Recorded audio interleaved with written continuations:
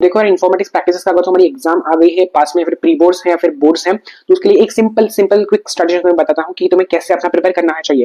अगर 2 दिन बचे हैं तो कैसे प्रिपेयर करते हैं। सो सबसे पहली चीज, एक पहला स्टेप, वो तुम्हें नोट्स है। नोट्स अगर तुमने खुद ने बनाए तो वो, या फिर किसी सीनियर ने दिए होंगे, या फिर मेरे नोट्स, वो तुम ले सकते हो। Just do and start.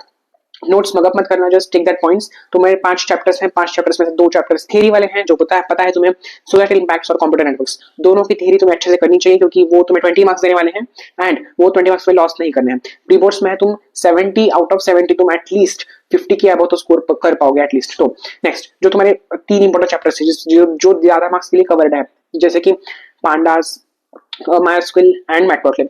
तो ये मैटप्लॉटलिब के जो है वो 3 क्वेश्चन सिर्फ आते हैं, तो अगर मेरे वन शॉट भी देख लोगे उसमें मैंने वो 3 क्वेश्चन कवर करके रखे हुए हैं। लिंक मैं कमेंट डिस्क्रिप्शन में दे दूंगा।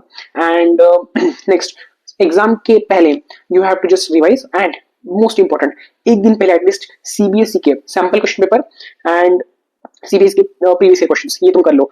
मोस्ट इंपॉर्टेंट की तुम्हारे जो टीचर्स है, स्कूल टीचर्स, वो तुम्हारा डायरेक्ट सैंपल क्वेश्चन पेपर ही डाल देते हैं, या फिर उसमें से कुछ क्वेश्चंस उठा के डाल देते हैं, या फिर सिमिलर क्वेश्चंस डालते हैं।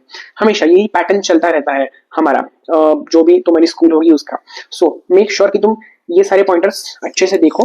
एंड और 2-3 पॉइंट्स है मैंने जो मार्क करके रखे हैं कि टाइम, तुम्हें एग्जाम में टाइम अच्छे से मैनेज करना है। तुम्हारी प्री बोर्ड है एंड इतना टेंशन नहीं लेना है हमें, इतना भी हार्ड नहीं रखना है हमारे पेपर को, क्योंकि चेकर को अच्छा लगना चाहिए चेक करते वक्त। इसलिए वो जो प्रेजेंटेशन वाली वीडियो है वो मैं अटैच कर दूंगा, डिस्क्रिप्शन में देख लेना। हमेशा बोर्ड्स के टाइम पर और प्री बोर्ड्स के टाइम पर दोनों में देख लेना कि प्रेजेंटेशन कैसे करना है। तुम्हारी जो बोर्ड की कॉपी है वो कैसे होती है वो एक बार देख लेना, क्योंकि एक सिंपल एक आइडिया लग जाता है कि हमें आंसर्स कैसे लिखने हैं। अगर तुम लिखना जानते हो तो आइडियली तुम्हारे दिमाग में आ जाए कि ऐसे ऐसे प्रेजेंट करना है, तो मुझे ऐसा ऐसा प्रिपरेशन करना है।